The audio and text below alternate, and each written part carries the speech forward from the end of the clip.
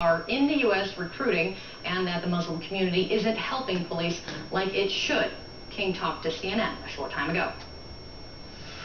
I believe people who are on the ground, people who reflect what's happening. And I tell you, in my conversation, I've been dealing with this issue now for 9.5 years. Law enforcement people invariably tell me they do not receive the cooperation that they need. I've seen it on Long Island in my own district. I know what has happened in some of these mosques. And you will hear these are people on the ground. These people living there. They're the ones who endure this day in and day out. And to me, it's going to set a very good picture for the American people. The Democrats want to bring on their witness. That's fine. I'm also inviting Congressman Keith Ellison, who disagrees with me completely on this issue. I've invited him to testify. But a survey of Muslim Americans found that mosques basically help make Muslims better, more engaged Americans. Karam Dana of Harvard University, he led that survey. Hi, Karam, thanks so much for joining me. When you first heard about these hearings, what was your reaction?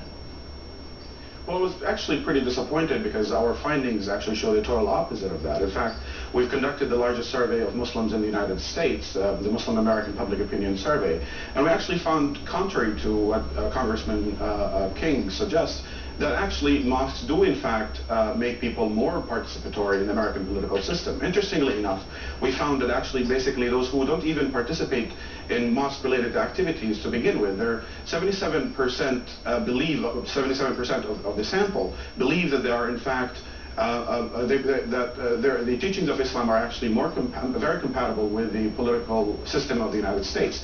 With the effect of the mosque, in fact, that percentage jumps to 95%. This is a 53% increase.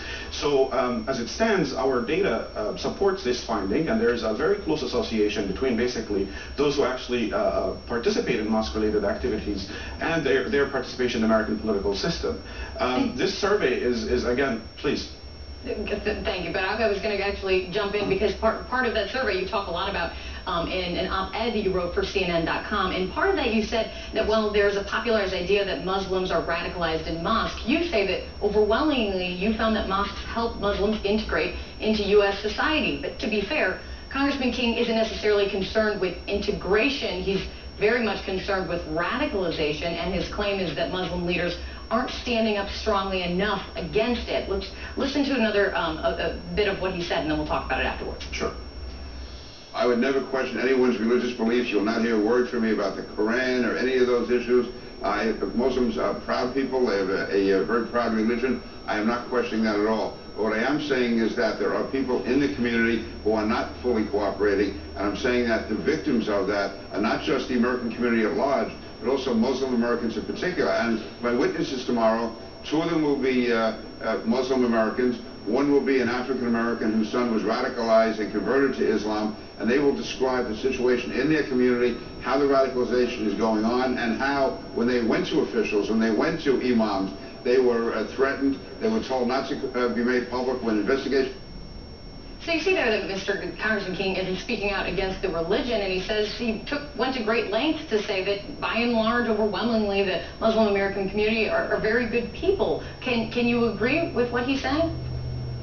Well, I must say that basically, why is it, for example, in the late 1990s that someone like, Eric Rudolph, who basically, out of a religious belief, he started bombing anti-abortion, he was bombing abortion clinics out of his religious belief. My question is, why is it that no congressional hearings were actually held for that particular person who actually was doing it out of his religious belief, basically? But my really concern here is that, the Muslim American are actually being very specifically targeted in this particular context. And this is actually consistent with various communities, from the German Catholics to Italian, Irish Catholics, and the Jewish American community over the past few decades. I mean, the interesting thing is that, the interesting thing is that we have a memory of 10 years, but we have to put that in a larger context. I mean, consistent with other literature that is out there, scholarly literature, that is independent literature, that looks at religious institutions, from churches to synagogues, etc. the works of Eric McDaniels, for example, the work of Ted Jelen, etc., you find that actually those religious institutions are actually provide a very important role in fostering the participation of those who believe in that particular religion. And I must say that why is it that Muslims are actually being singled out in this particular case? And I think it's honestly un-American. Well, Mr. Dana, the conversation is far from over. Lots of protests, lots of controversy, a lot of people talking about what is going on here, and we'll continue this conversation with you. Thanks so much for joining me today. Thank you. You can read more about the study that we've discussed here and Karam Dana's take on tomorrow's hearings on CNN.com. If you want to read up on that, it's actually great reading. Coming up in a few minutes, we're going to take a closer look at